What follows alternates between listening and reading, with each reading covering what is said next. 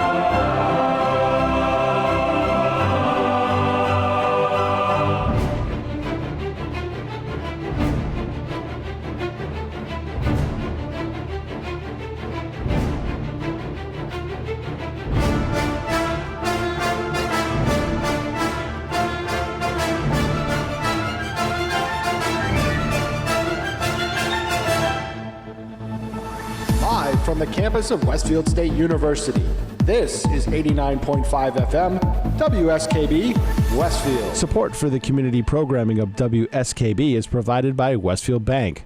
For more than 160 years, Westfield Bank has been an important community presence and commercial leader in the Pioneer Valley. With convenient full banking services in Westfield, West Springfield, East Longmeadow, Agawam, Feeding Hills, Springfield, Southwick, as well as Enfield and Granby, Connecticut, visit us on the web at westfieldbank.org. We thank the generosity of our underwriters. For more information, please contact the Westfield State Foundation at 413-572-8646. George Jones, George Burns, George Bush, George Benson, George C. Scott, George Reeves, George Wallace, George Hallis, George Washington Carver, George Jefferson, George Jetson, George Peppard, George Harrison, Boy George, by George, George of the Jungle, George Strait. Hey, good morning. By George, it is Monday once again. George Delisle here with the Master of the Keys, Pete Coles, Michael Silvestri, and Jillian Knapp. Good morning. For your morning entertainment. Hey, that's the that theme song there. That's the dulcet tones of one Tim Wilson. And I got to confess, I didn't know who the heck Tim Wilson was when I grabbed that song for our theme song. I just was looking for a song that had George in it a lot. Has a lot of George. It has a lot of those, doesn't it? A lot? Yeah, that's a lot. It whole definitely lot. is a lot, yeah. And last week I made the offhanded remark that I'd really like to try to get in touch with this guy to find out why, in the midst of that song, he sang Bill Clinton, and I still haven't figured that one out. So I went and did a little bit of basic research on Tim Wilson, and come to find out the poor guy died at the age of 52 4 years ago. Ouch. Yeah. And he wasn't just as you can probably tell from the nature of the music, the guy was a stand-up comic with a country western bent, and he was... that explains Bill Clinton. It explains, yeah. When was that song released? I was just going to say, when was that? Mid-90s?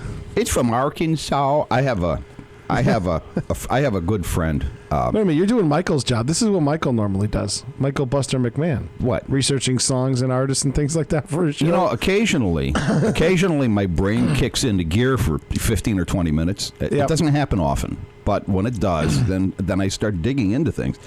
I have a wonderful friend. Her name is Sherry Charles, and I'm going to tell her how much I love her just on the off chance that she might download this broadcast and hear me talking about her. Okay. But, Sherry was the governor of the West Virginia district of Kiwanis the year that I was governor of New England and Bermuda. And like I said, she's a lovely lady, but she's got an accent like this, and it's really pronounced. You know what I mean? What's wrong with that? Nothing. No one said. Seriously. No one said anything was wrong with it. She's a wonderful lady, but she has this accent. And the year that I was governor, Sherry asked me to come to West Virginia and be the keynote speaker at the West Virginia Kiwanis Convention. And I said to her, and she called me on the phone, she blindsided me with this idea. And I said, Sherry, are you out of your mind? The city. You want an Eastern liberal to come to West Virginia. And I said, they're going to hang me, and then they're going to hang you. Yeah, exactly. And hear the shotguns cocking all over the audience. And Sherry's response was, it'll be all right. Well, so Gina and I truck on down to wait a minute, I got something for that. Yeah, I'll bet you do. Yeah, thank you. So we drive on down to West Virginia, and way, I can't remember what city we're, Martinsburg, something. No, it wasn't even Martinsburg. It was way down there. And we had a nice time. I mean, they're Kiwanians, so we fit in fine. We're having a great time, except when, in response to one lady's question, I said, well, yeah, we have gay couples in our Kiwanis Club. Sure we do. Why don't you? And she took about 4 steps back and headed the other way. But now Sherry, my friend Sherry isn't actually from West Virginia. She was born and raised in Arkansas. So I am unable to distinguish between those accents. They all sound the same to me, but one of the West Virginians said to me, he said, well, we don't talk like that. She's from Arkansas. She's got an accent. And I'm trying to hold it together. Oh, really? Oh, okay. Well, thank you for straightening me out on that. Oh, my God. Well, like you probably couldn't tell dialects of British English either. Same thing. Well, no. I mean, Cockney sounds nothing like, upper class British. Sounds nothing like Liverpool. So, yeah, I can kind of distinguish between those. But Arkansas, Southern's pretty much all sounds the same to me. I agree. I'm not good at that game, and I can't do accents. I mean, I'm not good at that either. I can fake a Southern accent, but that's about the extent of it. I mean, you guys know that I play Ebenezer Scrooge at Christmas time in this. You do pretty good with that. Except I don't even attempt to do a British accent. Don't even attempt. He does it theatrically. Well, I'm not very good at accents either. No. It's I can't play that game. I mean, if you're no good at accents, don't even try. Yeah. Because you just tell me my own voice crying out loud. Yeah. Well, we all do. We all do. It's what are you going to do? So anyway, how was everybody's weekend? What did we do? Nothing. Although I wish I got up early to attend the parade for Casey Bellamy. I kind of like, once in a lifetime. What, she event. lived? I got to do crowd control for that. Yeah, I just wish I was there. She lives here. I know. You're going to run into her in the big I'm sure, later, but fostering the spirit of an Olympian right here in our backyard and just being part of it, and I missed out on it. It was a cool event. My daughter Corinne says she was in my English class. I don't need to go. There you go. Oh, okay. It was quite a cool event at the Boys and Girls I'm sure Club. it was. Yeah. They had literally. I think she talked to 1,000 people. Wow. Between 500, it was easily 500. I bet you it was closer to 1,000.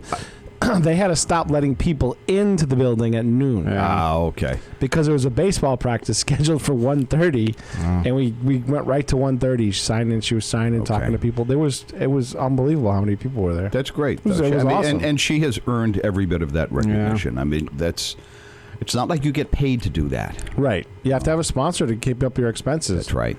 And that's where Mr. Hagan and Westfield Bank really stepped in to help her out. Well, God bless Mr. Hagan and Westfield Bank. That's a really good thing. And it's a wonderful thing for the city, and it's a wonderful example for our kids and the kids, the kids who have goals like that, kids who are athletes or to aspire to something. And you don't have to be an Olympic athlete to aspire to something. There's lots of things to aspire to. Yep.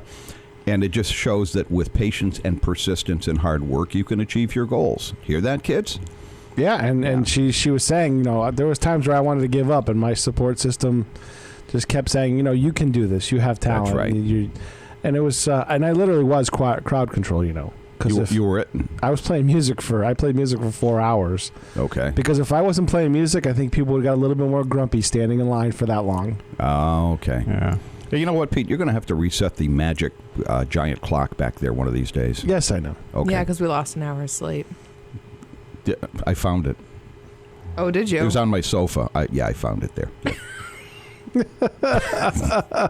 Being retired is great. Yeah. I didn't, and I literally couldn't. I fell asleep after midnight last night. I couldn't fall asleep. Oh, Gina at about 4:45 this morning said, I haven't been sleeping for the last 8 hours, so why don't you just go away now? And said, okay, I guess I'll get ready to go do radio. So yeah, there you go. I'm hoping Gina is. I suspect that she's unconscious right now. At least I hope she is.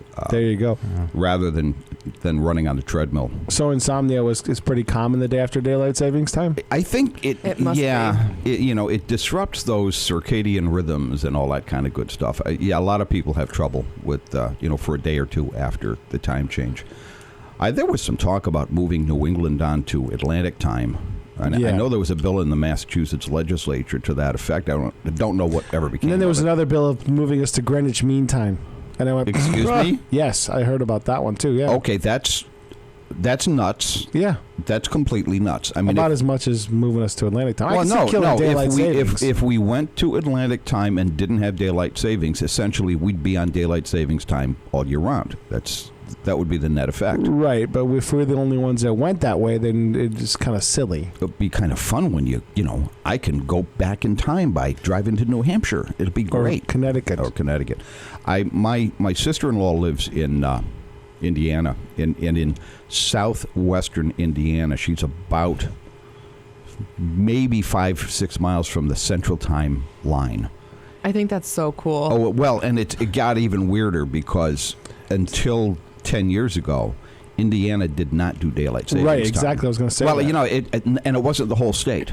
It was certain counties. Right. It was local options. So it was very, very strange. We would go to visit my sister-in-law, and because they didn't go to daylight savings time, they were effectively already on Central Time. It was just bizarre. The whole thing was nuts. But there are people there who work in the other time zone, and it drives them crazy. Right, because your perception of time is just totally screwed just up. Messes everything up. Hey, it's 6:15. We're gonna play a Tim Wilson song. Are you playing the attorney one? Let's go with the attorney one.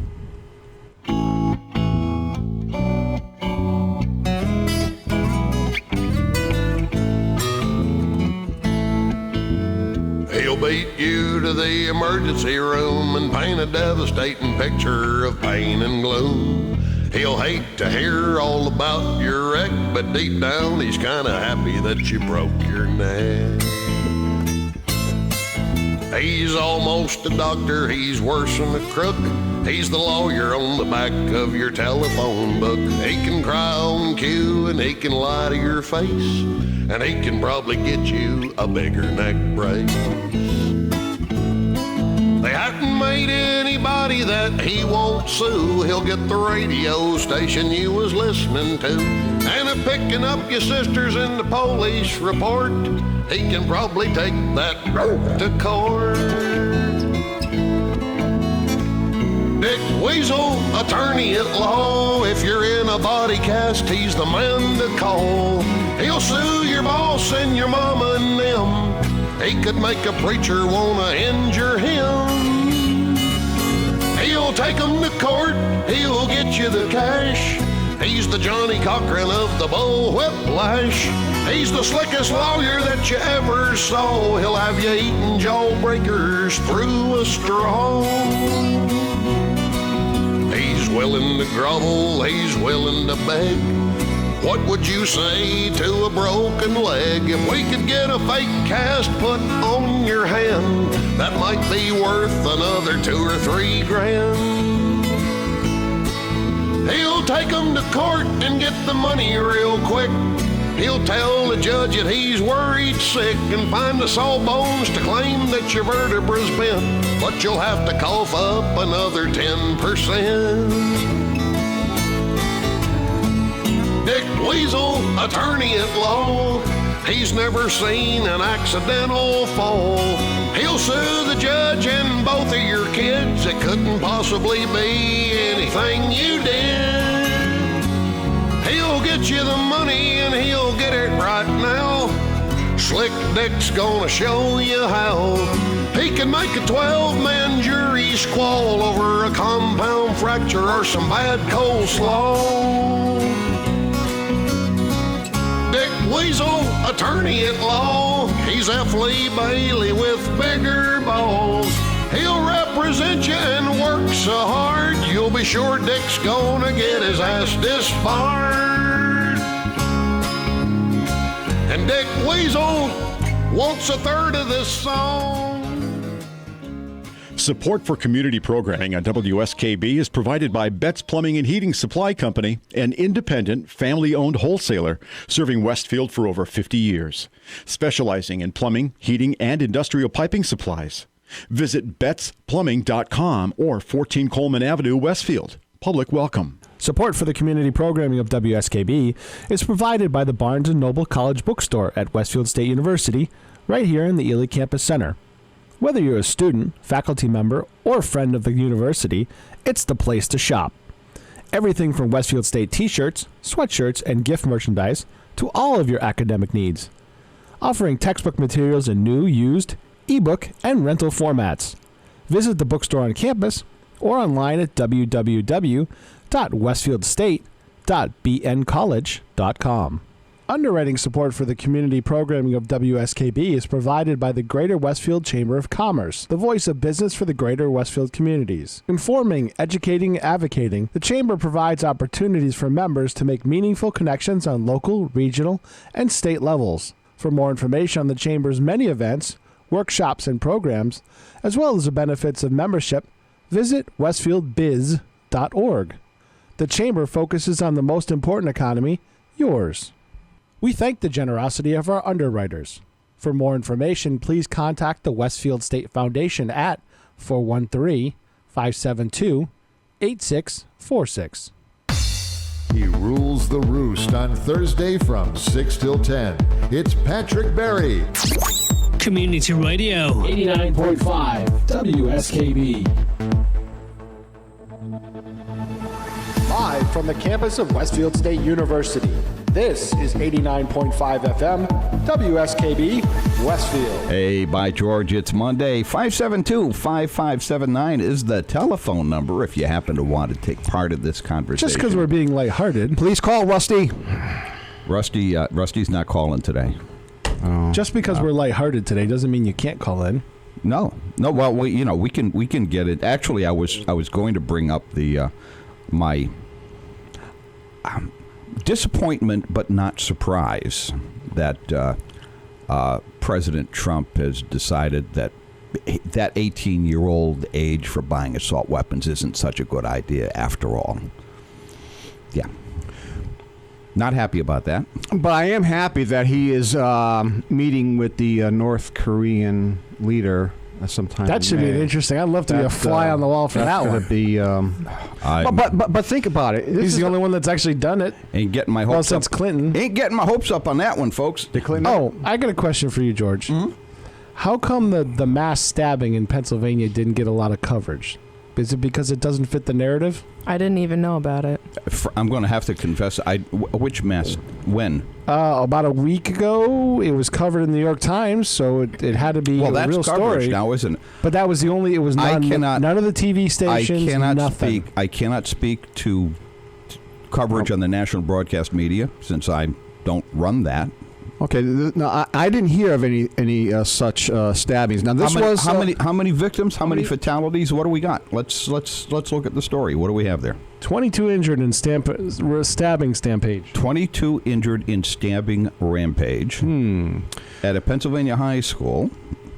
Now, wasn't this something that we talked about last week? How if someone wants to do bodily harm to anybody, that they will do it. And here's the two knives he was knife wielding. And here's the point of that. Did anyone die? Nope. 21 students and adult security guard were wounded. So he managed to wound a bunch of people, and he didn't manage to kill any of them. And that's the difference between knives and assault weapons, boys and girls. Well, I guess pierced liver. A knife can still do some damage. Pierced liver with an 8-inch no one knife. has ever argued that you can't do damage that way. No one has ever made that argument. But if that kid had been carrying around an assault rifle, there'd have been 25 or 30 dead people. Yeah. So, okay. No, I agree with you on that part. I'm just saying, how come this story didn't get covered? I don't know. You know what I mean? Clearly it did narrative. get covered because you're looking at it in the New York Daily News. I understand that, but it doesn't fit the narrative of TV. Well, it didn't. And they're pushing a narrative. No, they're not pushing a narrative. They are. No, they're not, Pete. And here's the difference. There's no fatalities here. Doesn't make a difference. It's a mass stabbing. It's a mass incident at a high school. It probably look. I'm not trying to excuse it. You're trivializing something that should be part of the narrative. I'm saying because the narrative should be mental health. No, it's not. Yes. No. I'm okay. Boys, let's play nice. We are playing nice. I disagree with you, and I think that what we're talking here isn't that it doesn't fit a narrative. I think what we're talking here is it doesn't rise to. If I'm a TV news, if we hadn't had so many mass shootings, this would lead in every TV news in the country. Absolutely, it would. So why doesn't it get as much weight? Because it doesn't fit the narrative. That's why I'm telling you. No, because nobody died. People believe because nobody died. It's a mass incident at a school. Nobody died. It was the act. So if it bleeds, it leads. They all bled. Of course, if it bleeds, it leads. But if there are no fatalities, it's a totally different story than somebody with a gun who shoots up a school. No, because do you understand why the American public, most of the American public, thinks that there's an agenda out there by the news media? First of all, that doesn't get covered. I don't accept your premise. Pointing at the screen. I don't accept your premise. I don't think a majority of the American public believes that. Trump is in office. Why?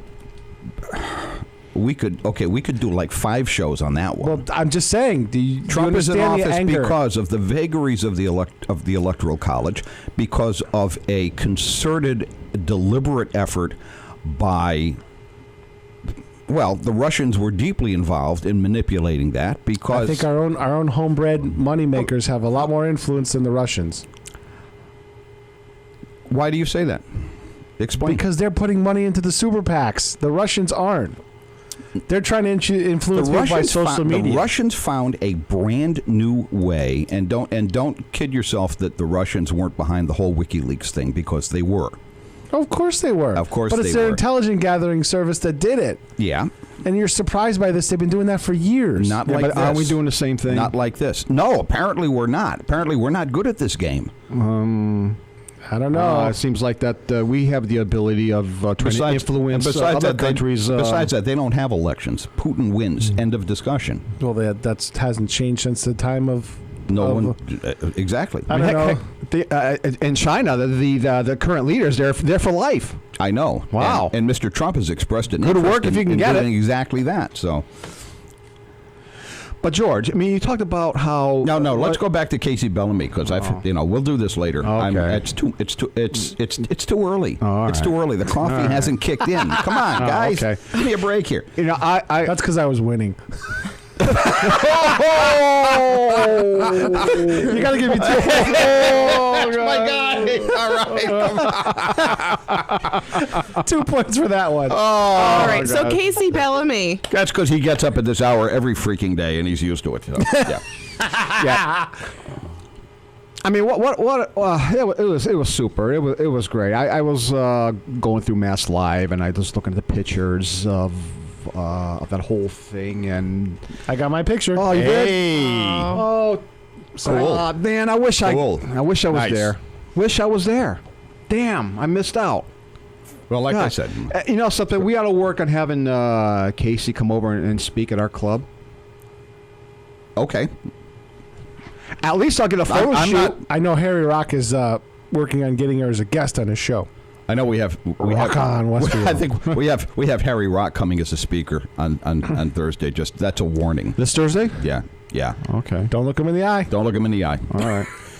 I'm serious. I said that. I'm kidding. I said that on camera during the auction. I said, Mr. Rock, one of two people in Westfield you just don't make eye contact with, and Harry looked at me like, what? Speaking of which, I'm spreading that narrative. You see? I like it. I like it. Yeah, I think he's a nice guy. I mean, I love Harry. He commented me on my being the guest auction. Yeah. So he said I did a good job. I said thank you very much. You did do a good job. Oh, thank Mike. you. You're. I love Harry. You're a talented guy. Harry's got a new full-time job in his retirement. What? It's the Westfield 350. Oh yeah, absolutely. He was telling me, it was like the 28th I have to go to Boston for the mayor for a cable commission meeting because Comcast wants to raise their basic cable rates. Of course they do. On the backs of the little people. Of course they do. Like me.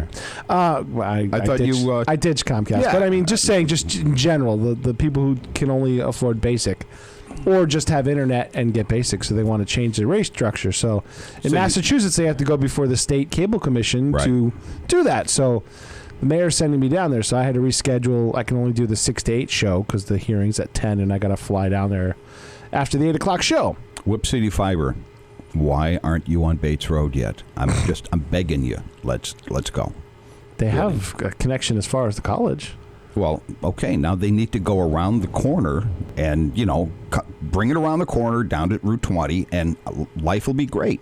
Okay. For me. Well, eventually they're going to go through the whole city, right? I know. Well, so they say. Yeah. My They daughter. got a bond approved to do it, so. My daughter lives in an apartment off on Union Street. Mm-hmm. And when she inquired as to when they would be getting to her apartment, apparently she was met with laughter. You won't live that long. Oh, okay, fine. Yeah. Really? Yeah. So we'll see how that works out. This was. I figured your apartment had apartments would be easy Well, pickings. it's not an apartment. It's an old the townhouses? farmhouse. No, there's like an old farm there that's wedged in between like two of the apartment buildings. Yep. Okay. Yeah, and that's she's up on the second floor of that house. Ah. Okay. Yep. And yeah, she's very frustrated because apparently that's not on the schedule. I don't know. I don't think Union Street's on the schedule yet at all. Yeah, that's my impression. Yeah, but I found them. They're using certain type of. They use a technology called GPON, which is gigabit. It's like an aggregate type system. But I found them stuff that the company that we deal with for point-to-point stuff with the city is now making GPON products because they're getting into that space.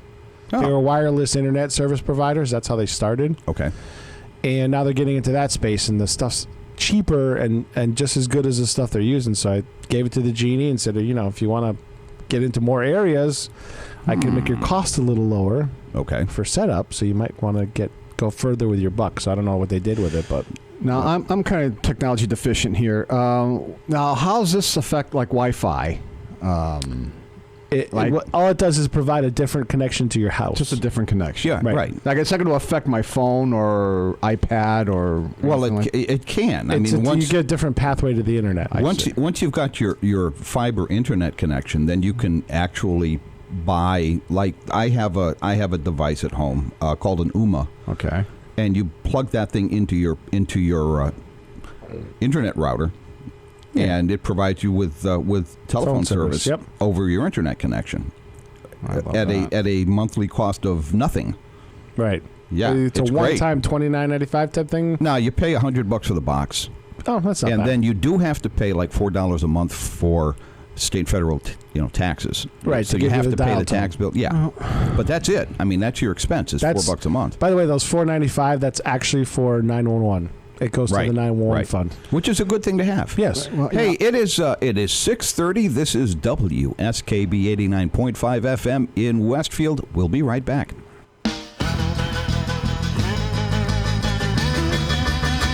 Ain't never gonna take your family back to Talladega again. They begged us, please don't come back. Every time we've been, and even if your mama marries Cale Yarborough, they still won't let us in. They sick of police on us, Talladega don't want us, so watch out, Watkins Glen. Granny got caught streaking on the infield Sunday, nobody knew what to do. They could tell she was a long-time racing fan from her Tim Flock tattoo. And your brother stole the glasses off of King's face, he cut off Kyle's ponytail. He led half a lap in the 43 car, did a splash and go to jail. Your sister would have won the bikini contest, she made all the drivers drool. But she showed up drunk in the Joe Gibbs garage and she threw up on the tools. And your daddy made it up to the press box and they probably would have let him stay. But he had the audacity to ask Ned Jarrett to autograph his toupee. Ain't never gonna take your family back to Talladega again. They steal enough stuff to start a race team every time we've been. And even if your sister marries Dale Jr., they still ain't gonna let us in. They sick of police on us, Talladega don't want us, so watch out, Watkins Glen. Throwing roofing nails in turn number 4, about the meanest thing we ever did. Except the time we all got to meet Brooke Gordon and we made her babysit the kids. And your brother blew the tires off a Nadu car with your cousin's 22. But coming back to a track where we ain't welcome's one thing we'll never do. Ain't never gonna take your family back to Talladega again. They begged us, please don't come back every time we've been. And even if your daddy buys out Bruton Smith and they let DW win. They sick of police on us, Talladega don't want us, so watch out, Watkins Glen. On second thought, hell, we won't get caught. Come on, let's all sneak in. It's too far to Watkins Glen. WSKB's programming is generously underwritten by Whip City Fiber. Westfield Gas and Electric wants to help you decide where they offer gigabit speed Whip City Fiber Internet next. Turn your neighborhood into a fiberhood. Get on the list today at www.whipcityfiber.com. We thank the generosity of our underwriters. For more information, please contact the Westfield State Foundation at 413-572-8646. Wednesday mornings from 6 till 8, it's Tina Gorman with Wake Up Wednesday. Community Radio. 89.5 WSKB. Live from the campus of Westfield State University, this is 89.5 FM, WSKB, Westfield. Oh, we are just as live can be, aren't we? Yes, we are. Hey, bye, George. Bye, George. It's Monday. It really is Monday. Good if you just got up, morning. I just want to remind you that if you didn't change your clocks over the weekend, I don't know if are you early or you're late. I guess you'd be late. You're late. You might be late. So it is 6:35. Check your clock. If it says 5:35, no, you're in trouble. Yeah. Okay then. We were talking about cable companies and stuff like that. Yeah. There was a model that, I learned from a really good cable negotiator when I was in public access. He worked with us out of Munson Palmer's as semi-retirement job. I had no idea you were publicly accessible, Pete. Yes, I That's am. good to know. Okay. I always have been. All right. You know where to find me. I know where to find you. Yes. Yeah. So the model of the cable industry has changed so much over the past 2 decades. Before, it used to be they'd negotiate a 10-year contract because the first 2 or 3 years they'd either break even or lose money. Right. Because they'd invest in the plant. So they'd invest in the cables, replacing cable lines and amplifiers and things like that. Now with fiber, they never really have to replace any of that stuff. So the first 2 or 3 years of a contract, they make money. So the years 4, 5, 6, and 7, and potentially 8, they'd be all profit. Ooh. Just what they're paying to the, subscriber fees and stuff to the networks. And then when they were trying to renew their contract, they'd start reinvesting in the cable plant again to give you new features for the next contract. Now with the fiber stuff, fiber trunks and stuff like that, they don't do squat. Yeah, sorry. That. Well, it doesn't go back to RF to like the last mile. Apparently, every country in the world has faster internet than we do, or just about every country in the world. Every country has fast railway service. Well, a lot of countries that too. Yeah. Don't have the square miles that we do either. Yeah. Well, that's true. That's true. Like England has had what's called asymmetrical DSL for years, the entire country, because it's British Telecom runs it, and they do it, and they get 100 megabits up and down on a DSL, like DSL where you get 3 megabits from Verizon. Yeah. They get 100.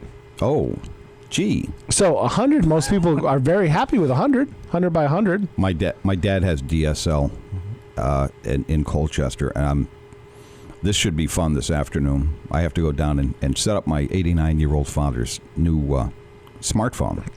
He's not going to be happy with DSL then. When you hook up the Wi-Fi. What? He doesn't know the difference. It'll be fine. Yeah, seriously, he does. He won't strain it enough with anything he's doing. Wait till he gets to the Facebook. He goes on Facebook once a month, whether he needs to or not. Wait till he doesn't have to get up out of the recliner to go to the computer. Well, he's got a perfectly good laptop that he does that stuff with. Okay. My father's. For God's sake, he's 89 years old. I mean, my grandfather. He moves about the same speed as that DSL at this point. So, my grandfather was hilarious. He lived. I'm sorry, Dad, if you listen to this. 92. Yeah. 92. Every morning, pound of bacon. Half for him, half for the dog. Oh my God! Went through 3 Irish setters that way. Wow. Yeah. Half for him, half for the dog. Well, presumably the nitrites, preserved his body longer. He had a nice hairline. I'm sure. If he had a hairline, he's ahead of me. Gowron's Easter kielbasa. I mean, the man, he lived good. I'm telling you right now. It's years and years ago. There was a mayor of Chicopee, a guy named Eddie Ziemba. I recognize the name. It's a long time ago. Eddie's been dead. He's got to be dead 25 years. Like that 70s, 80s? 70s. I started working for the Republican in 71. They sent me to the Chicopee Bureau about the middle of 1972, and I was there until sometime in 75. So I was in Chicopee for 3 years. Ed was the mayor the whole time, and he was, for my money, the nicest guy I ever met in politics. I mean, he was a great guy. That's cool. And he was a Nixon Republican, and I was like a 21-year-old kid, obviously a McGovern Democrat. Right. And we used to go at it hammer and tongs constantly. And he probably had a big smile on his face. Absolutely. I mean, and I will never. And the reason I brought Ed up is because his father, Eddie, was like 62, 63 years old at the time I was working there, which now dawns on me he was younger than I am now, but that's neither here nor there. Eddie's dad was in his 90s, and strong as a horse. It's old, strong like bull. That old Polish guy. Yeah, the old Polish guy died accidentally. He apparently fell on a wood stove, and nobody was home. Ouch. Yeah, and it killed him. I mean, they found the body kind of toasted. It was awful. I mean, it was just terrible. But my uncle Paul was his father was a farmer out in Ware, and I don't know if he's pulling my leg or something, but he was telling me that when they were running the electric poles, they wanted to run it through his field, right? So the guy'd come stake it out every night, and he'd come back the next morning, and they'd be along the street. The guy'd come back, stake it out along the street, day in, day out. He says then they started sinking poles. Yeah. And he moved the poles. Okay. But allegedly, he claimed that they had a bull on the farm, and the bull charged him once, and he decked the bull, and then claims he staggered the bull and potentially knocked him out, and the bull followed him around like a dog. Okay. After that, I don't know if that's true or not, but my uncle told me that Good story, though. Good the day he died, and his sisters and brothers. When I saw them, I asked them about it. I go, "Oh yeah, that's true." And I went, "Wow, okay." Well, you meet guys like that. My favorite memory of Ed Ziemba was that the day I found out my oldest daughter was my wife was expecting. I found out I was going to be a dad for the first time, and I happened to be in City Hall, and every time I was in City Hall, I stopped in Ed's office, and good God, I don't know how the city got any business done, because we'd sit there and talk for 2 hours. Good people. But I went and I talked, "Hey, Ed, I'm mayor. I'm going to be a father." Ed closed the office. "Alice, we're closed. Closed for the rest of the day. You come with me." Went to the Collegian Court, sat there and drank scotch for 2.5 hours. No kidding. No kidding. Eddie That's said, awesome. "No, have another. The mayor got me hammered. It was terrible. Nicest guy you would ever want to meet. Just good people. Just good people. Yeah. Anyway, that may be my best reporting story. I mean, it had nothing to do with reporting, but that's what's great about being a newspaper man. And say what you will about journalism and exposés and digging for the facts, and all of those things are important. I was in the job because of the people. The drudge work is more fun. The only thing I hated was Man on the Street. I hate Man on the Street. I still hate it to this day. Man on the Street interviews generally. You guys all know what Man on the Street is, right? They send you out with a general topic, like, do you think the sky is blue? Yeah. And you hover in front of like a grocery store, some high traffic area, and try to talk to people about the topic that they throw you out with. And it is the most grueling thing you have to do. They do journalism. They do this to radio and TV reporters, but they also do it to newspaper reporters. So they send you out with a photographer, and it is about the most pointless exercise. Yes. Yeah. Yes. Because what happens is you get back and you turn in all of this crap, and some editor cherry picks. Mm-hmm. You did 25 of these, and the editor cherry picks 5 of them to suit what the editor wants to show in the newspaper, and it doesn't prove a damn thing. No. The Onion does. You know they do that in the Onion. Oh, do they? Oh, they do. Oh, they probably make them all up. Too. They make them all. They make awesome. them all up, and they use the same 3 people, the same 3 pictures. They just make up new names for them every time they do this. That's funny. And they're hilarious. They're absolutely hilarious. I felt bad because I went into the good table for right after Bellamy won. The Monday after they won the gold medal. Mm-hmm. The day after, I'm in the good table because the shows here were off or something.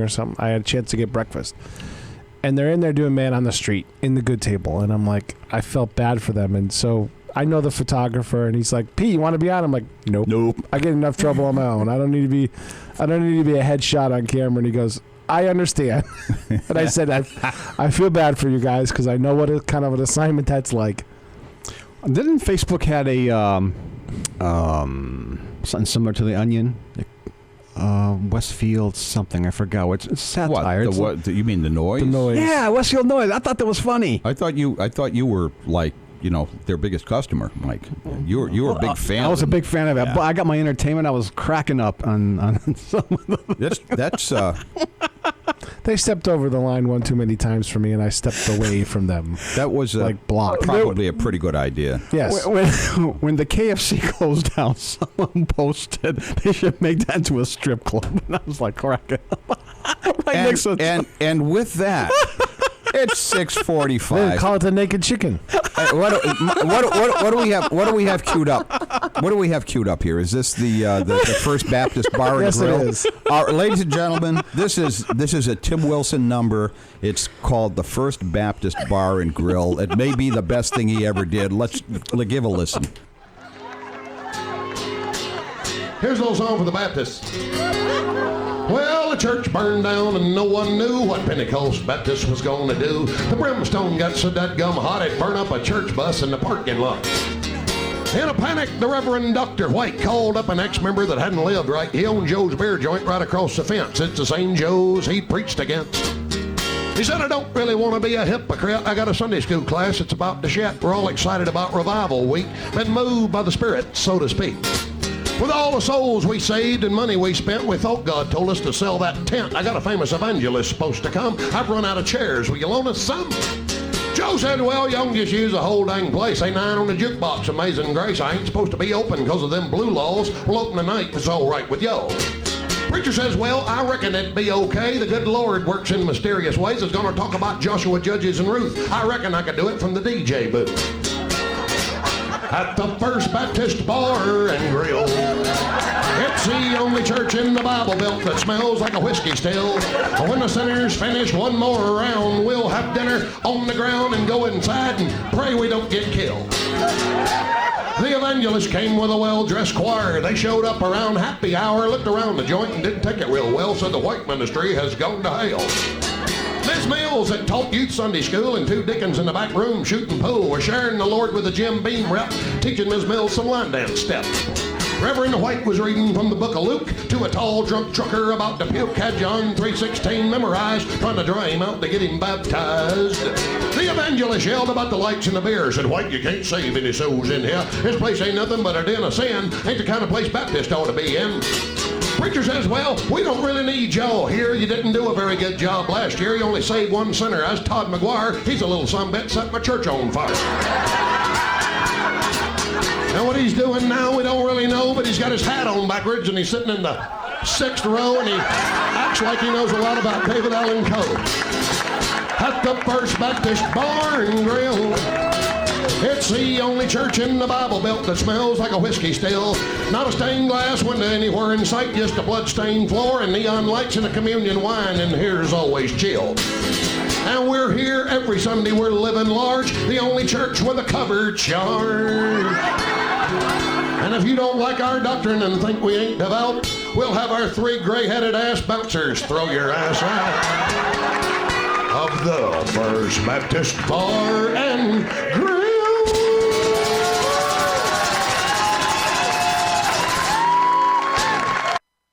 Support for the community programming of WSKB is provided by Commercial Distributing Company of Westfield. Now in its 3rd generation of family ownership, Commercial is one of the premier beverage distributors of Western Massachusetts. The Plasek family and the staff of Commercial Distributing wishes you good times throughout the year and urges you to drink responsibly. Underwriting for community radio is provided by the YMCA of Greater Westfield. Every day, the YMCA strengthens the community through programs and services focused on youth development, healthy living, and social responsibility.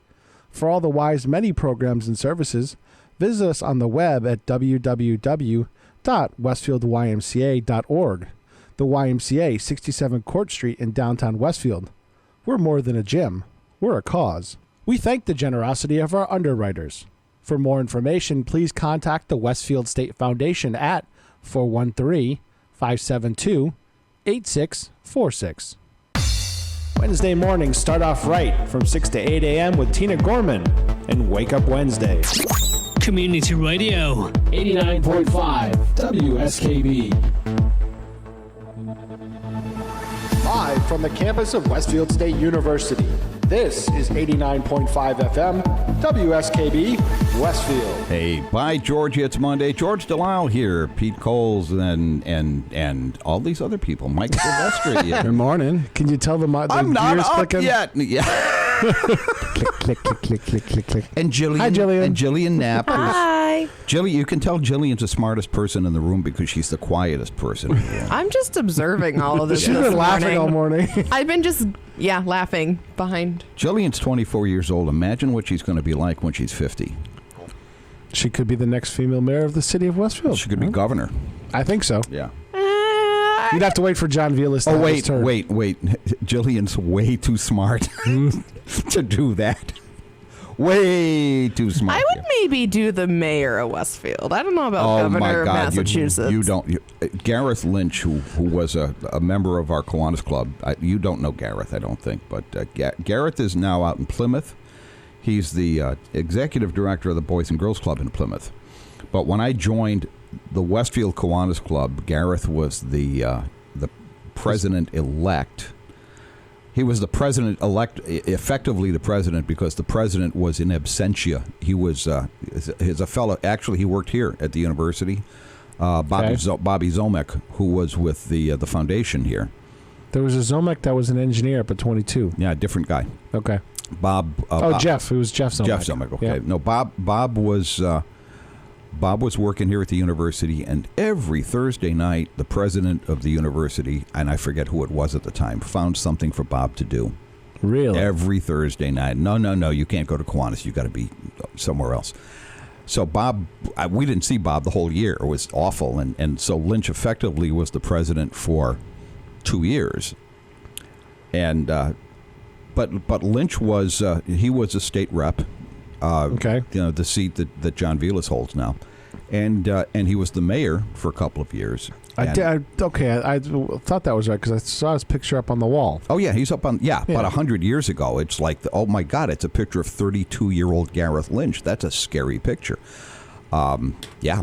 Anyway, Lynch, or Lynchy Poo, as we tend to call him in the Kiwanis Club, over drinks one night gave me a graphic description of how being the mayor of Westfield is the most hellishly awful job anyone has ever conceived of. Was that when it was part-time, though?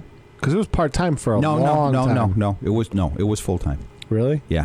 Okay. It was full-time. And he says it's 24/7. It is. It's 24/7. It is. And, the phone rings at any hour of the day or night when some constituent decides they want something or you've got to do something about. And it's like, why would a sane human being subject themselves to that? That's just... Nowadays, you have two cell phones. You have one that has the city phone that everybody has the number and you can put on quiet hours. Yeah.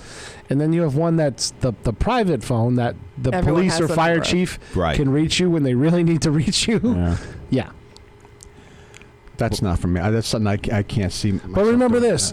You're basically the CEO of a $120 million company, but you can't run it like a company because of laws and things like that. Because it's not a company. Yeah. Well, but it is. We're talking about the school department. The superintendent is in charge of a $60 million budget. That's right. Whether you want to call it a company or not, it's a service organization, really.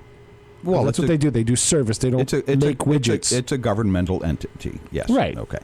So, but they're in charge of these huge budgets, and They got to run the day-to-day operations of the city, really. Yeah. There's nobody else to do it. Mm-hmm. And they have to trust they have an organization. I mean, the school department's 1,000 employees. That's a big employer. That's if you right. look at it that way. And you have to be nuts to want the job. So that helps. Well, then, once you're elected, then 50% of the population hates your guts, and I can't stand sorry, that. sorry. Nowadays. Mayor Sullivan, nowadays. Mayor, I don't mean to imply that you're insane, but you are masochistic. You really have to want it. You really have to want it. Yeah, exactly. I mean, heck, when I was treasurer for all those years, for crying out loud, I couldn't take it. Because I was hated by half the club. I'm not. We're not going to go into that now. Why? Really? It's all about political. Wait a minute. I want to get the inside scoop here. Go ahead. Go ahead, George. You're the Michael. I don't know. Michael tends to express his opinions sometimes a tad too forcefully. Okay. I tell the world what's wrong on my with that? In a club, that's not usually a good thing. Mike likes to pick fights. Oh. I'm a sweetheart. Yeah, I don't pick absolutely. fights. Hey, George, I'm a lover, not a fighter. I don't do that kind of thing. No, that I don't know what. He's not a fighter. He's an instigator. Yeah, pretty much. Okay. Yeah. Don't be an instigator. I'm not an instigator. Stop picking on me. Ooh, don't have a temper now- tantrum either. Now he can't That's it. take it. I'm going. He can dish it out, but he can't take it.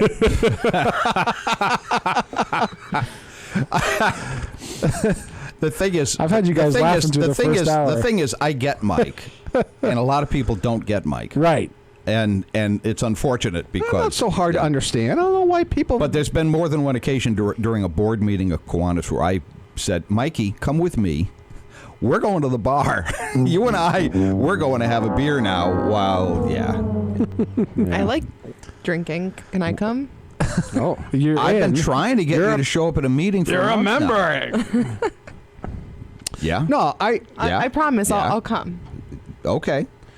Like I said, I have this very nice pin and certificate and all your Kiwanis stuff that we're waiting to present. You need your to swag. Okay. Yeah. As long as there's a dirty martini involved. We can arrange that. Yeah. Okay. Tucker's makes good drinks. They make a good martini. They got a good pour. They're very, very accommodating, nice people at Tucker's. Good. I could say something rude, but I'll hold it. What? Well, God bless you. Go for it. No, I'll tell you off air. Uh-oh. You're going to make It's about service organizations. what, like ours? Yeah. Like what? The Elks has a good pour, too. I'm a Elkian. You're an elk? It's not an Elkian. It's elk. I was there that Saturday night. Like, you can't be a Moosian. A Moosian. I like that.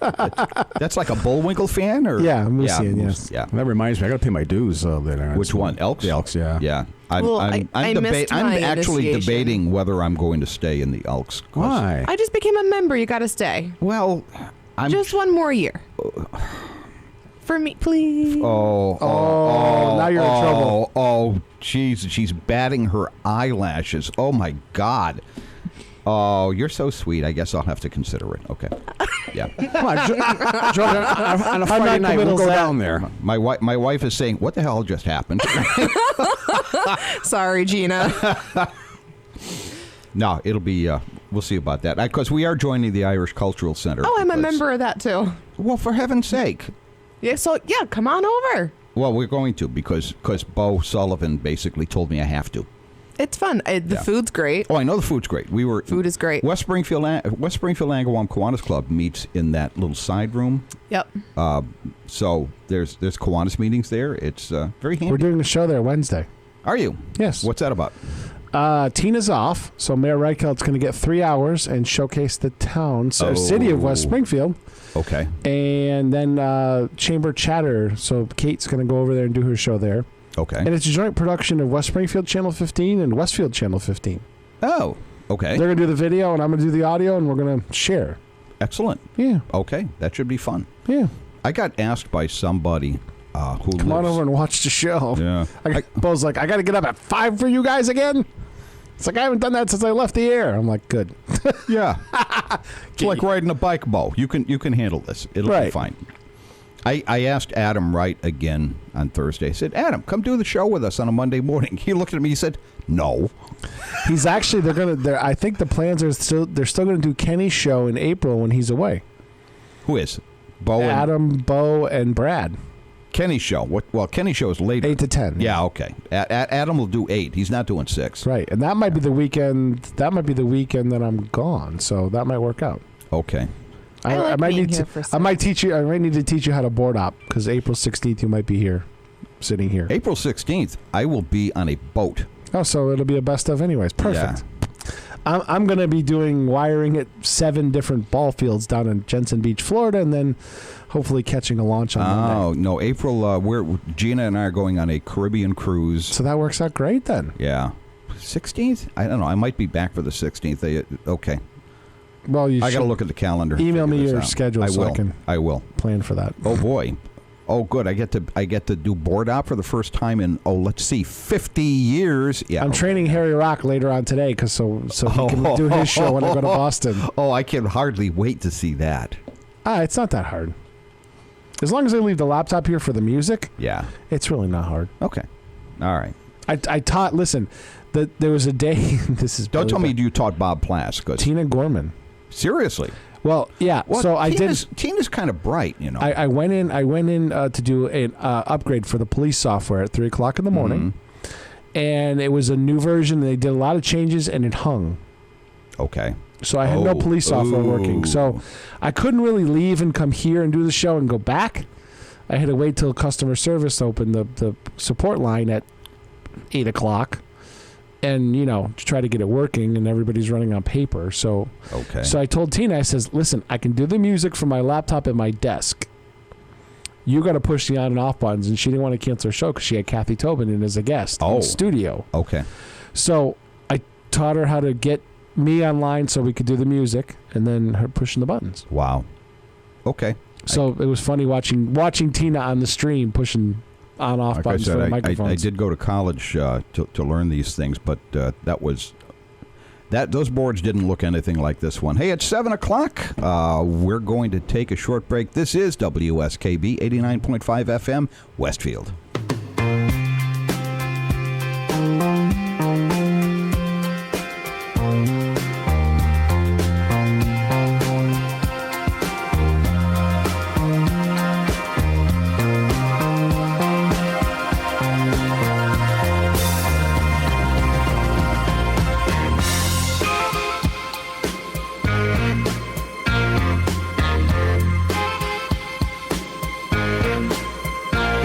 Well,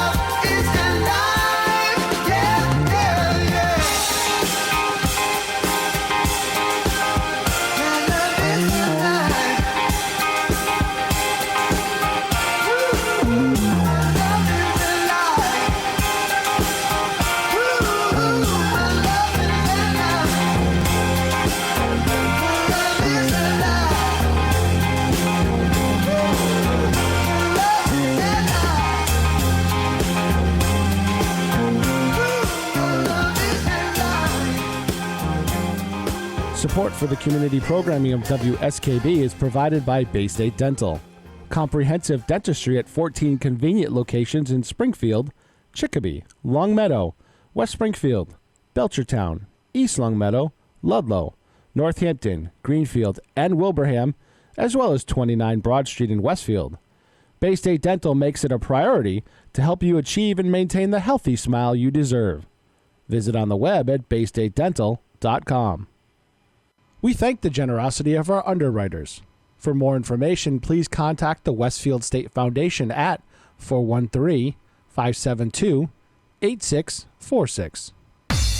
It's Tuesday morning from 6 till 8. Wow, it's Tuesday with Bob Plass. Community Radio. 89.5 WSKB. Live from the campus of Westfield State University, this is 89.5 FM, WSKB, Westfield. Hey, by George, it's Monday. George Delisle here, Pete Coles and Jillian Knapp, and the wonderful Michael Silvestri. Good morning. Good morning. Good morning. Mr. Happiness. Of course I am. Yes, you are. He is all smiley over here. He is all smiley over here. That's because he's sitting next to you, Jillian. It makes him all happy. Yeah. 572-5579. There is our telephone number. There is a good chance you have something more interesting to say than we do. I thought we were going to talk about you would. the topic that you posted online, Which suggested by the listener. We were going to. What happened? We were going to. No, let's. As a matter of fact, let's. What were we supposed to talk about? Well, we want to talk about the state of downtown business, Jillian, of which you are something of an expert because you own and operate a downtown business. Because you are one. And it's been suggested, and I think we're going to try to work on this, but it's going to take a little prep. Yeah, we're talking about doing a kind of a roundtable program. And this will probably be recorded rather than trying to do it at 6 o'clock in the morning. Well, business owners are up early. This is when you might be able to catch them before they go. But we'd like to have an active discussion among our business community, folks downtown, as to what can we do to liven things up a bit. I mean, Jillian's got some ideas. I don't think the problem. I think in brick and mortar all over the nation. I mean, like Toys R Us is going to close this week. Toys R Us is going to close. They're done. Yeah. And so you have all these big malls, and now is it going to revert to downtowns where they become attractive again, where these big malls are going to start to die? I still think Amazon has taken over the world anyway. They are. Amazon is a huge part of the problem. Now that Bezos is the most richest man in America, right? Really? I think he is. Yeah, yeah. Oh yeah, absolutely. He's a different class of rich than they've had ever. You know, Amazon ran in the hole. They ran deficits for their first 5 or 6 years because they lost money, and all of a sudden, it caught fire. Well, because they became a department store instead of just a bookseller. Right. I mean, I laid in bed the other night. I couldn't sleep. 2 o'clock in the morning, and I'm scrolling on Amazon, and I'm buying stuff I'd normally go to Walmart for, and it arrived at my doorstep 2 days later. Frankly, if you buy it from Amazon or you buy it from Walmart, makes no difference to me. Neither of those is anything like a local business. Neither of those is putting diddle back into the local economy. See, I do both. Like I'll buy. Downtown is hard on the merchant side, where goods and services. There's a lot more services than goods. Yep. But look at a downtown Northampton. Look at what is happening in downtown, and they have their own problems too. Well, they're trying to fill vacancies down there, yes, and they are. I think there's more vacancies in downtown Northampton than there's in downtown Westfield. There's a lot more storefronts in downtown Northampton than around Westfield. True. Yep. True. You know, and if you look at the total number of active working businesses in downtown Northampton, there's a lot. Yep. So a lot of restaurants. I think Northampton has outpriced their market. Like when you go down, rents are higher. Well, not just that, but for people to go down there and shop. Like if you go to Northampton and you walk into one of the clothing stores, they want $120 for a pair of jeans. You know. Well, but they look at their audience. So I mean, you got Smith College students that are their parents. Maybe not the kids, but the parents are wealthy enough to send them to Smith College, and they're wealthy enough to pay for things like that. So they're hitting their market. There is. But look at it this way. I mean, I'm watching. I was seeing stories about New York City that the rents are so high that all these celebrity chefs that have all these restaurants are closing them. There are more restaurants closing in New York City than there are opening. Oh, absolutely, because of the rents. But we are not New York City, and we're not Northampton. We're True. Westfield. Yep. So how do we create an ambiance in downtown Westfield that is going to draw the shopper, that's going to draw, the foot traffic, that's going to get people into our downtown, so that people like Jillian, who are running businesses, can see the foot traffic? And I'm looking at leaving downtown. I saw that. Oh, because you need more space.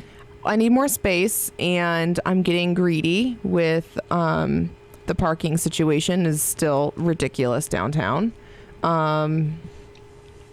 But see, is that because people don't want to walk more than Correct. 50 feet? Right. Yep. And you People can't are even not do that on willing East Main to park Street. their car and walk down the street. See, that's crazy. Because But most people it's like me need society the exercise. today. People aren't willing to park their car at the far end of the Walmart parking lot. Oh, I know. I mean, know. they'll drive in snake circles through. for 30 minutes Yeah. until somebody gets out of a space that's, Yeah. in the front of the building. I need the exercise, so I walk. People are that lazy that they're not going to park their car. That's ridiculous. That's crazy. Well, I mean, that's the I'll give you, reality. if it's 24 degrees below zero and the wind is blowing, then okay, I want to be close to the store too. That I but- can understand, but I mean, I don't know. I mean, if I want to go to an establishment to pick, I would park my car and I'll just walk. But Joe, I think you just identified you identified a problem. A problem is parking in close proximity to the downtown stores. And stop ticketing can be people. An issue. And it's not right in the street, but there's parking behind all the buildings on one side of Elm Street, and then there's parking by But the they're PVTA. ticketing people. But they're ticketing people after 2 hours. After 2 hours, well, and they're doing that because they want you to move on. But they're not keeping people downtown. So I see both sides of it. If I come downtown and I park my car for 2 hours, or more than 2 hours in the same spot, the chances are I'm not shopping. Right. I'm doing something else. You're getting something to eat, but I don't know. I don't know either. I know are those spots? None of those spots are metered, right? No. There's See no that meters. I think that would help if it was metered, because you wouldn't ticket as much if you were metered, because you'd feed the meter.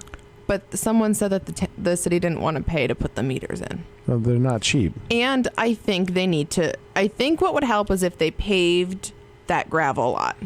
Well, the whole point of the gravel lot is they want a developer to come in and help build a parking garage. Right. Well, no one's going to invest the money to do that in downtown Westfield. Well, You'd be surprised. But look at Northampton again. I'm going to go back to the example of Northampton. They've got metered parking on the street. They've got metered lots. Parking lots. Yep. And they have this.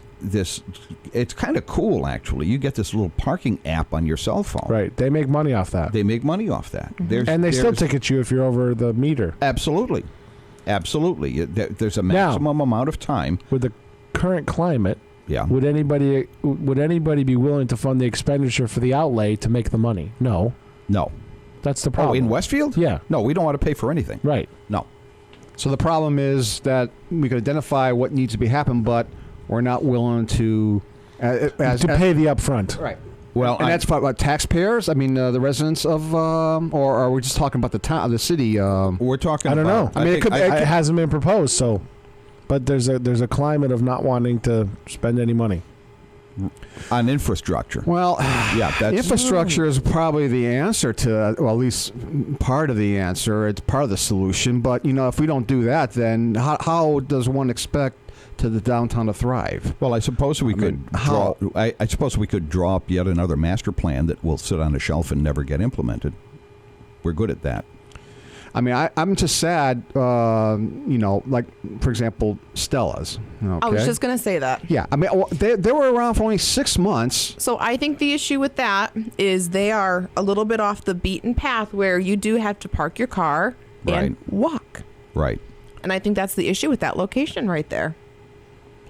That location has been not good. Not good. No one has survived. I mean, the Piccolo's was, I think, the longest. And restaurants? There are restaurants that can survive down there. It's the problem with the spot where Stella's was in is that the person moving in doesn't hold the liquor license. That's the biggest problem with that spot. And I've said it before and I'll say it again. If you don't hold the liquor license, it's very hard for you to make money in the spot because the rent goes way up. Right. Because now the landlord holds the liquor license and they incur all the liability. So now you're paying insurance and they're paying insurance and they're socking it to you on the rent. That's the only way they can make it affordable.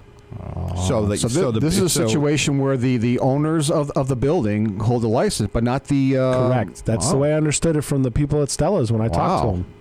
That's an Though interesting I know how much they were paying for rent, and I didn't find it to be that crazy compared to what I pay for my space and the amount of space that they had and the whole upstairs banquet room section. I didn't find their rent crazy. Okay, 7:15. We're going to take a real short break. We'll be right back.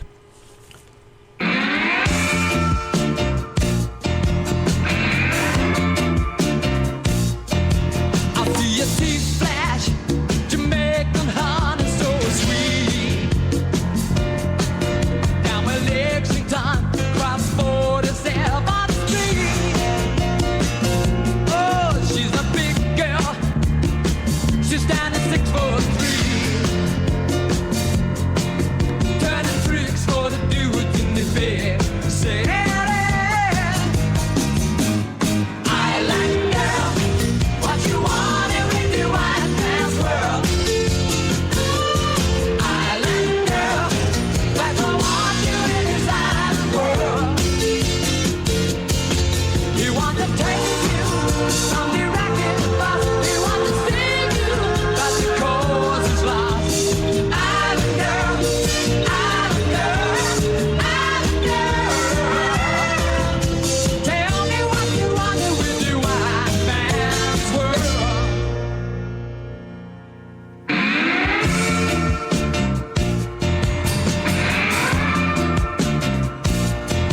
Well, she's black as coal, but she burned like fire. And she wrapped herself around you like a well-worn tire. You feel a nail scratch your back just like a ray. Oh, you want more gun, you want more John. We'll make a mistake. Island girl, what you want with your white man's world? Island girl, like I want you in his island world. He want to take you from the racket bus. He want to sing you, but the coast is lost. Island girl, island girl, island girl. Tell me what you want with your white man's world. Island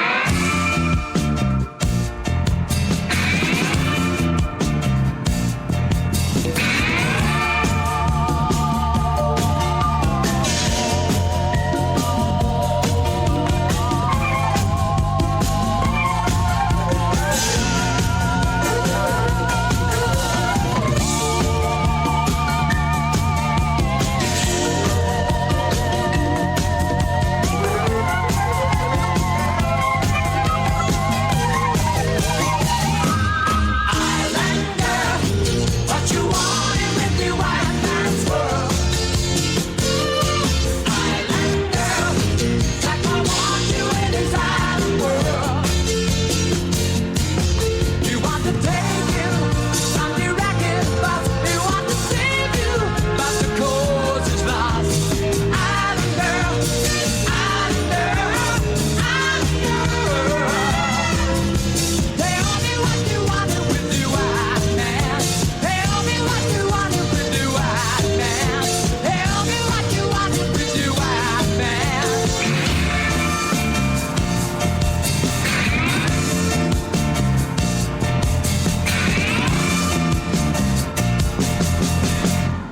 Support for community programming on WSKB is provided by Betts Plumbing and Heating Supply Company, an independent, family-owned wholesaler serving Westfield for over 50 years, specializing in plumbing, heating, and industrial piping supplies. Visit betsplumbing.com or 14 Coleman Avenue, Westfield. Public welcome. Underwriting for community broadcasting on WSKB is provided by The Press Room, a community coffee and snack cafe right in the heart of Westfield's Gaslight District. The news of the day always includes a steaming cup of coffee or tea, donuts, bagels, pastry, and other delectable treats at The Press Room. Open weekdays 7 to 5, Saturdays and Sundays 7 to noon. The Press Room, 62 School Street, Westfield. Support for the community programming of WSKB is provided by Comcast and Xfinity.com. With the Xfinity Double Play and Xfinity Triple Play, you can choose to bundle Comcast services for a great value. Experience Xfinity TV, Internet, home phone, and home security services.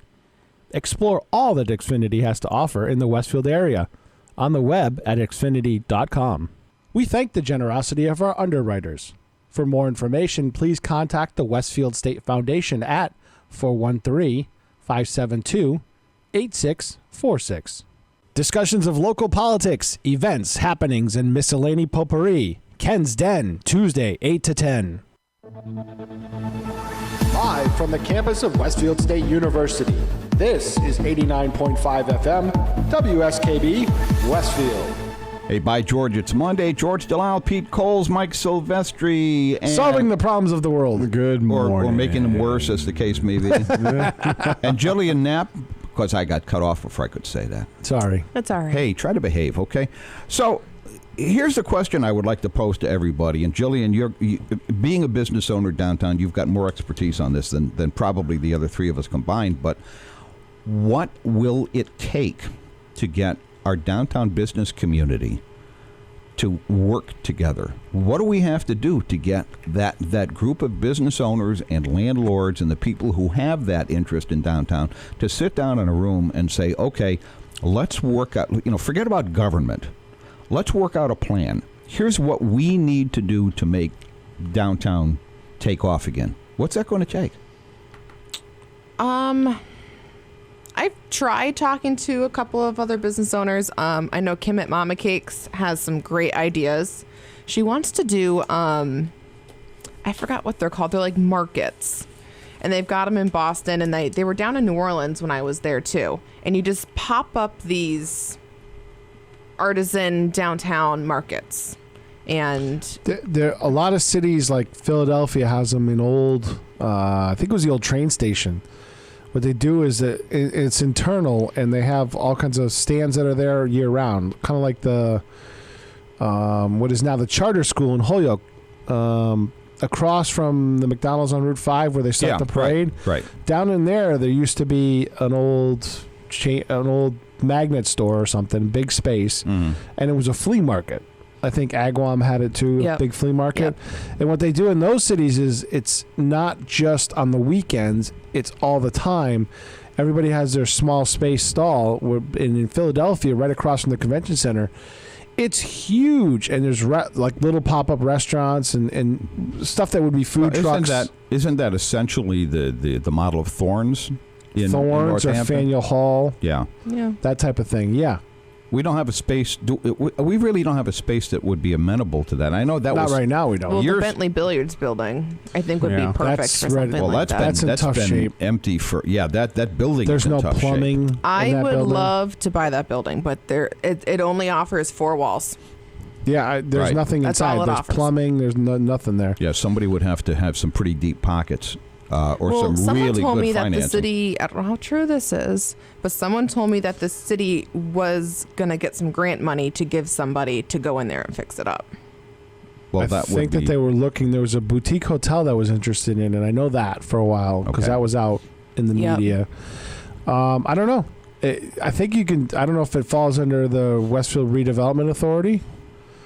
You have to talk to Joe Mitchell on that one. So we got to get somebody from the Redevelopment Authority or the city Joe Mitchell on the show here. Joe Mitchell. Well, we're going to have to try to get Joe Mitchell to come and talk to us here. Yeah. Because there's so much. I see so much potential in downtown, and right now it's just potential. Oh yeah. And what disturbs me is that I don't get any sense that there is anything like a coordinated effort. There's not. There's to not. make things happen. And And I've that's- tried. I've tried talking to the other business owners. Two Rivers, they hold their own. They're always busy. They have their following. They have their following. But a Joe Wynn could be the kind of person who says, "Hey, this is great. We need more downtown. We need to increase the traffic. Some of you folks who own businesses down there have got to join together and say something has to happen. And I don't think it's going to happen until the business owners step forward and say, okay, we've had enough of this inaction. We need a master plan. Not a pretend master plan. We need a real master plan. We need some coordination, and we need a long-term strategy to bring more business downtown, and not just more business. Not 15 more nail salons. But we had that, and everybody complained about it, and it went away. It was called the bid. Yes. And they had a 5-year plan. I sat in council chambers and watched them present it as to how to do these things. But the Chamber of Commerce can only do so much. The bid was doing it for the downtown district. That's what they were there for. Right. And everybody complained, and they went away. Well, everybody wants these things to happen, and no one wants to pay for it. Oh, yeah. No one wants to pay for it. How do they expect to survive if these problems are not identified and you get a group together to this brainstorm and 572-5579, by the way. That's a good reminder there. Yeah, Pete. there you go. That's a good idea. So if you've got your own ideas about what should be happening downtown, or if you just want to call and tell us we're wrong, come on, pick up the phone. Call in right now, 572-5579. So I don't know. Obviously, we don't have the solutions here. We can define the problems, kind of. Yeah. Kind of. Well, I mean, we know what Jillian's going through. Right. She's there. She's on the ground. Now, who owns your building?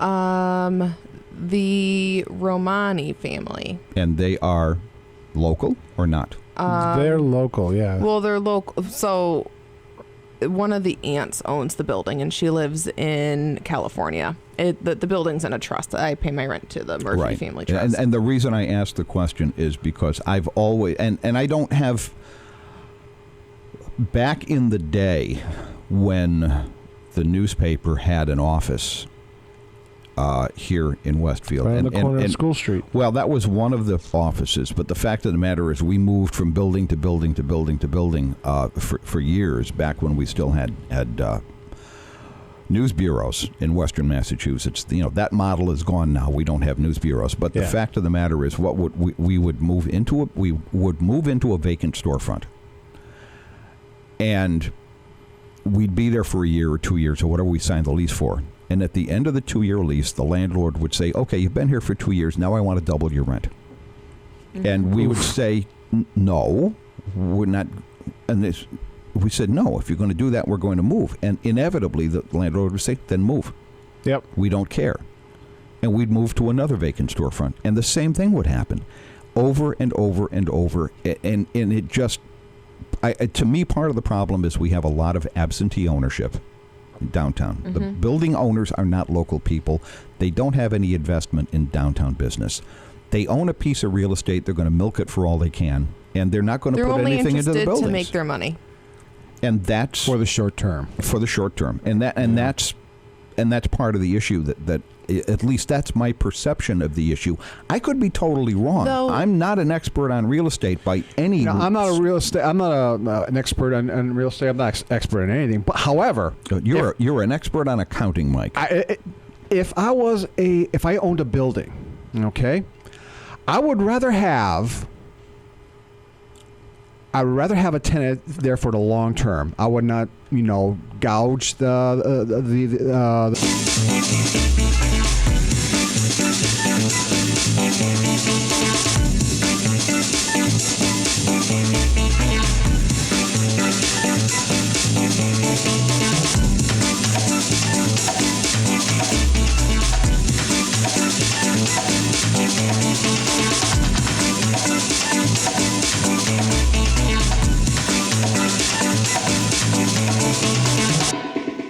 We're now about to go live in 10, 9, 8, 7, 6, 5, 4, 3, 2, 1.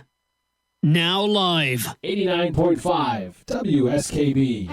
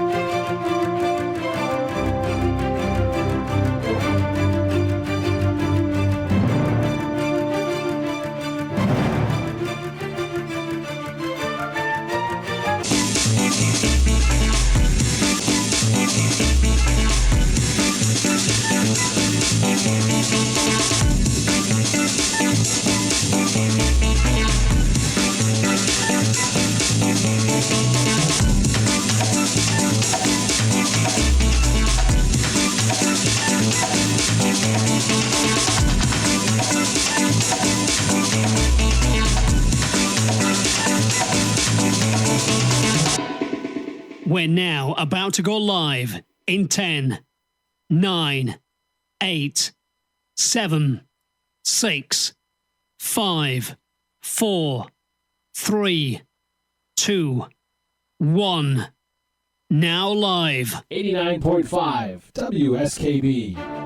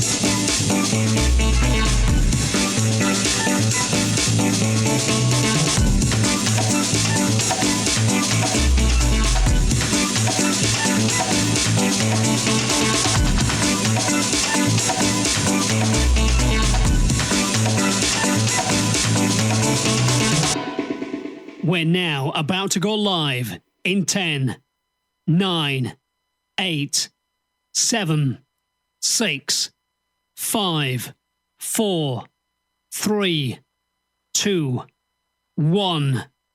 Now live. 89.5 WSKB.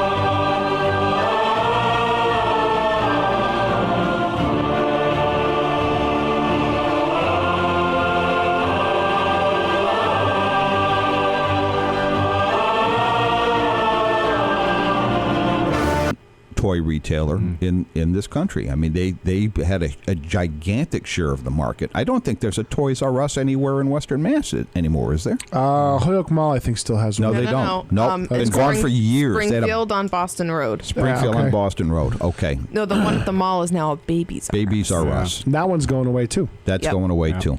Well, the the same stuff is chain. so expensive. You go in there and Well, When have you had occasion to go to a Babies R Us? because like Something we don't know? no, no you Just know, teasing. registries. people have baby showers. I People know, have I just baby teasing. showers. You know, you talk about expensive. Now, when my son was 1 year old, we went over the Babies R Us down in I think it was in Boston Road. It was just down the street from Toys R Us. They had Reebok sneakers for a little tap, and even back in late '80s, they were charging $64. Oh yes.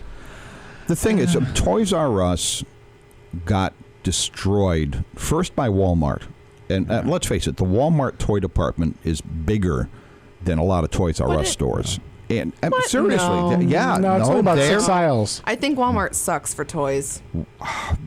So does Toys R Us.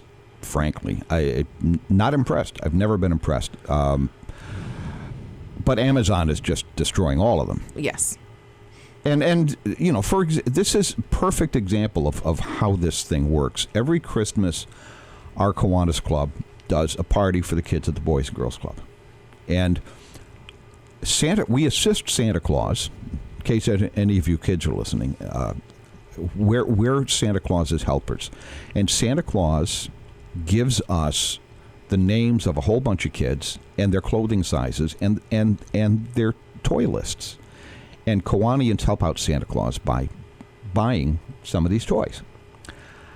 And every year, I'll get a list. And of course, I'm old and my kids are not kids. My youngest is 29 years old.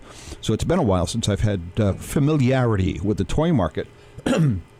And inevitably, I've got this list, and I'm looking at the list saying, I don't know what these things are. So I end up having to go, well, first I'll go to Walmart, and I'll walk them down the Walmart aisles looking for, oh my God, what are these things? And when I can't find them there, then I go on Amazon. And if you've got Amazon Prime, they're going to deliver the stuff in 2 days. And so it's the path of least resistance. And when it comes to that kind of a consumer purchase, I think consumers are going to take the path of least resistance. And Amazon has made this a successful formula, but it's very much to the detriment of the local retailer. So what is the local retailer, like yourself, Jillian, has to offer a product or a service that Amazon can't. And you've done that. You've done that successfully in your store. The things you're selling in your store, I'm not going to find on Amazon. Right. The services in your store, the classes that you offer, the training in using the chalk paints, and those are not things that are readily marketed by a mass marketer. Correct. And I think what we're not seeing is a lot of local entrepreneurship saying, okay, what's my niche market? What can I do that the big boxes can't do? What service, what product, what can I offer our customers that they're not going to find? You know, they're not going to get it delivered in 2 days by Amazon Prime. Right. It's nice to, as a consumer, we want to get the biggest bang for our buck. But what's important to me is, customer service. Mm-hmm. Okay. Here's one example. George, Peter. This is probably before your time, but remember Johnson's bookstore? Oh, in Springfield? Yep. That was my idea. That was heaven. That was a great place. And when I worked in downtown back in the 80s, when I first started as my professional career, I would go down there and the people get to know you. The people who work there, it says, "Hi, Mike, how's it going?" When I want to buy anything, they would order it. But we have a nice little bookstore in downtown. We have Blue Umbrella. That's had authors in for book signings, that regularly runs events. Have you been in there? I didn't know this place existed. Okay. Where is it? Right next to Leo's. Right next to Leo's? Right next to Leo's. Something? I never knew that existed. What's the young lady's name, Pete, who owns that? Oh, you're putting me on the spot. Oh, I'm sorry. I know she's been on Bob's show. Yeah, she's on Bob's show monthly. Yeah. It'll pop in my head. But I'm just typing an email. this is the kind of local forget. retailer. This is a niche retailer that's providing something you're not going to get from. I mean, you might find the book on Amazon? Sure. But you're not going to meet the author and have him sign your book on Amazon. That's good that the author shows up at their establishment and they would sign the book. Yeah, there's a lot of. I think that's fantastic. There are some good things going on there, and not enough of our residents are aware. Have they? That's I mean, there. I guess now I'm going to ask this question. I mean, have they been advertising, promoting their? They do on Facebook a lot. Their social media. It's social media. Yeah. Okay, Advertising is it's expensive. expensive. Oh, of course, it's is. expensive. I get that. Very expensive. You know, But thanks to social media, you can do some fairly effective advertising at a fairly good price. Now, you also can do some. Jillian, are you advertising in the news, in the Westfield News at all? Or? Jessica Martin is her name. Jessica Martin. Yes, she posts a lot on Facebook. Yeah. After. And just like with you, Jillian, she has to have another job to make sure the business runs. She's a realtor. Yep. Right. So, I mean, all these small business owners, people don't understand that. And I think she's a tattoo artist, too. No, her husband is. Oh. He's also a professional musician, too, that plays all over the world. Wow. Yeah, so he's a hell of a rock guitarist. Huh. But anyways, Okay. even to keep these businesses are a labor of love. Exactly. For Jillian Exactly. and Jessica and, Leo's and the Dejanics down at Perot. They all have Dejanics. I think they have a company that they make, sausage and stuff like that to supply to grocers. Yes. In the area. Right. So they're doing this as a second job and a labor of love. And people don't, I wish people would realize that don't go to the stores downtown, to say that people care enough about this city to do things like that. And it drives me nuts that they don't do anything. It's very easy. It's very easy to criticize, and not naming any names or poking anyone in particular, but there is a tendency toward negativity in Westfield. I mean, if I see one more post complaining about potholes, yeah, folks, we have potholes. So does every other city and town in the Commonwealth, and every other city and town in New England. It's what happens if you live in New England. The pavement cracks, the water gets in the cracks. Down all through the Mid-Atlantic. Yeah. Same problem. Yeah. I mean, if you don't want to see potholes, then move south of the Mason-Dixon line. That's basically, you got to go there over they have them too. Well, anywhere there's not good drainage. Once you get to North and South Carolina, you don't get the freezing. You don't get the overnight freezing. Right, yeah, not as much. Yeah. So if you hate potholes, you belong in Florida. Then you'll have alligators and sinkholes. But you take your choice. At least our potholes don't have alligators in them. Yeah, that's true. Okay. There's it's very, very easy to criticize. It's very, very easy to point out what is wrong. It's a whole lot harder to come up with some constructive suggestions to say, here's how you could make things better. And we've got downtown business owners right now who at least are making the effort. Yeah. They're renting those storefronts. They're providing services. They're attempting, they're attempting to provide something that the public will like and enjoy and patronize. And it can't be easy to make it run. I mean, I got to hand it to you. I mean, you maintain a full-time job, and to run this store, I mean, that is fantastic. I can't do it, to be honest with you. I mean, it's like, I don't have the inclination to do it, but I somehow figure it out. My dad was a small business owner. I understand completely. I understand a lot of what you're going through because my dad did it for years in two small businesses. One got burned out by an ex-employee with a grudge, and one failed because it ran its course, and there was it got beat out by bigger dealerships. My dad ran RCA Service Company branches mostly in West Springfield from let's see, we moved in 1956. So from 1956 until RCA went away in the mid 80s, and this is kind of follows the whole narrative we've got here of time marching on and taking certain businesses away with it.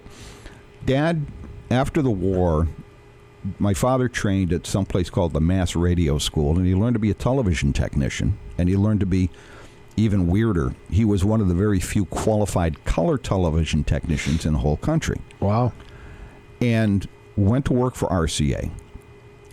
Ran these service branches. Those were in the days when first of all, a color television set in 1958 cost about the same as a car. Yep.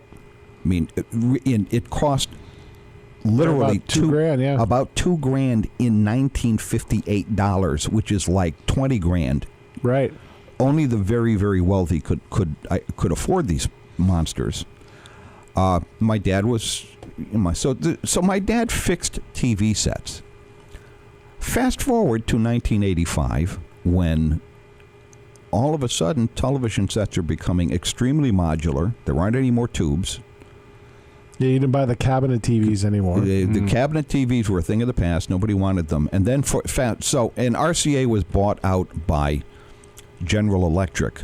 General Electric bought the company because they wanted NBC. Yep. That's all they were interested in. Yep. They had no interest in continuing RCA as a manufacturer of television sets. Yeah. And in fact, within a couple of years, they simply shut the whole thing down. Yep. RCA service went away, and my dad had to find a new way to make a living. Yep. Which he did, and that's all fine. We're seeing these things happen at an accelerated pace in our society. Technology is changing, and look at the everything is disposable, and we don't have enough landfill space. Well, look at the newspaper business. When I started working in the Springfield Daily News back in 1971, we were a hot metal operation. There were literally hundreds of people who produced the newspaper. There were press operators, there were linotype operators, there were photon machine operators, there were a whole plate makers, developers. Exactly. It was a layout very, people. very, very labor-intensive operation to get that type onto the page. Within a few years, and I was part of this. I was part of the the 8086 processor. The 80. No, even before that. Well before that. Well before that, we were doing our typesetting. We went to a photo typesetting model, and so instead of casting hot lead, you were using a laser to put those letters onto a big sheet of paper. And we were, they had to be pasted up and photographed and all this stuff. But all of that hot metal end of the thing, all of the highly skilled production jobs simply vanished. In a matter of 5 years, the linotype vanished from American newspaper business. And with it, thousands of craftsmen who had learned that skill, which was a very impressive skill of operating a linotype machine, they were all out of work in almost no time. It's 7:48. We're going to take one more short break before we wrap up.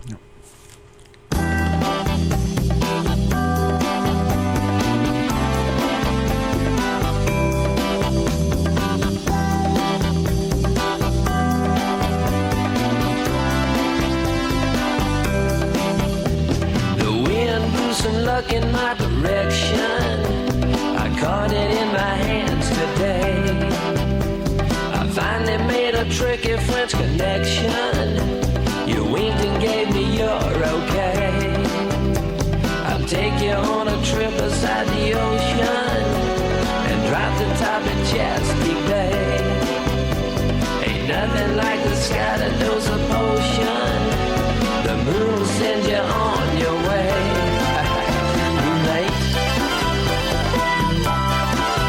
Feels right.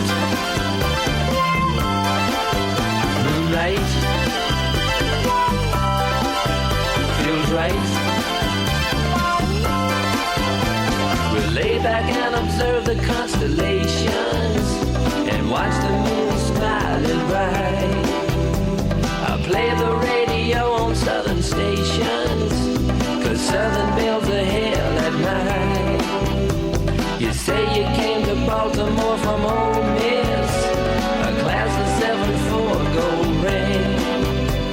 The eastern moon looks ready for a wet kiss to make the tide rise again. Moonlight.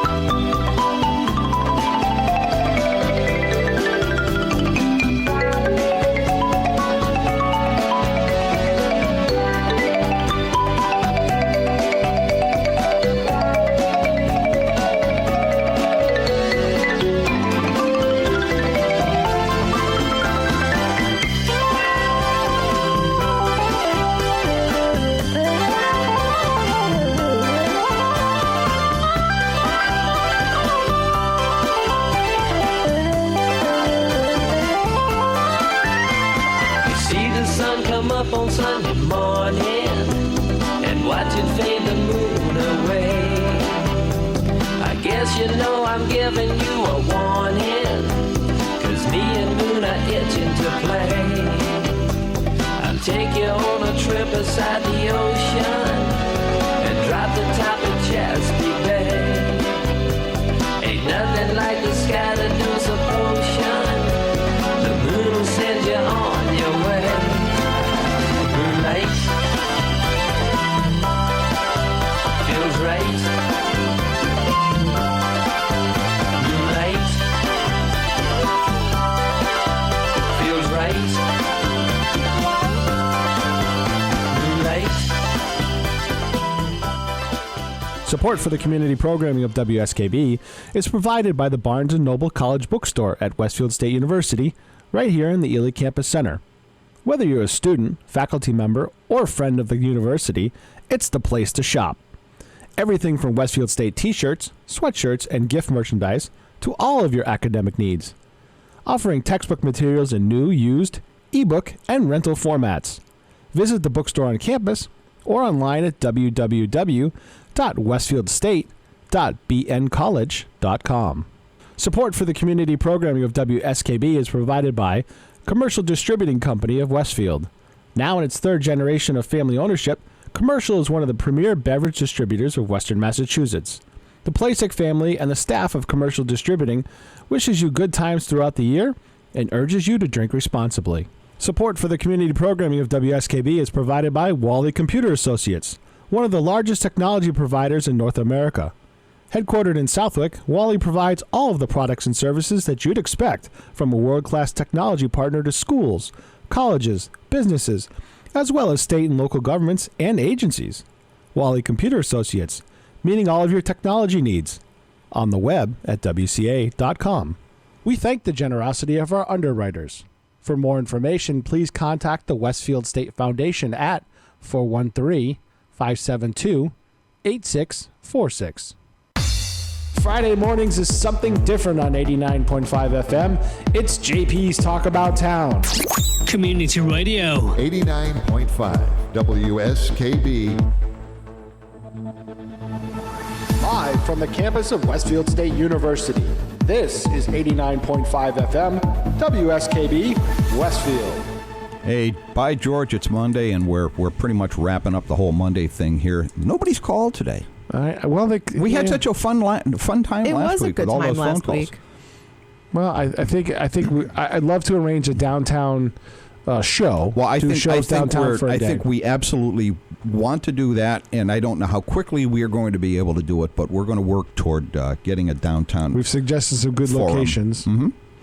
I think the one that I suggested, if they'll let us do it, would be perfect. I think so too. Because that's a source of a lot of complaining. And I think it looks. I honestly think it's a nice structure. It is a nice structure, and it's the thing is, it's meant to be. I think it was meant to be the center of a comprehensive development. Yes. Now the center is there. Now we need the comprehensive development. Correct. You know, some things have to happen. It wasn't meant to be a standalone piece. Right. No. I thought Michael was boycotting today because the dining commons is closed, but apparently he's here. Oh, okay. Good morning, Michael. Morning. Michael's got hunger pains. This is really tough. DC's closed. DC's closed because the kids aren't here. Spring break. Spring break. I remember spring break. Of course, I never had any money on spring break, so basically I got... Now they're talking about kids going to Europe instead of the beaches and stuff. Oh, yeah. Yeah. It's spring break, man. It was like, I never went anywhere. I went home. I went home and I. drove my parents nuts for a week, and then I went back to school. I don't know. My kids never went anywhere either. I went to Florida. You know, when I was in college, going to Florida was something the rich kids did. I was not even a remote possibility. I was lucky if I got to go to Misquamicut.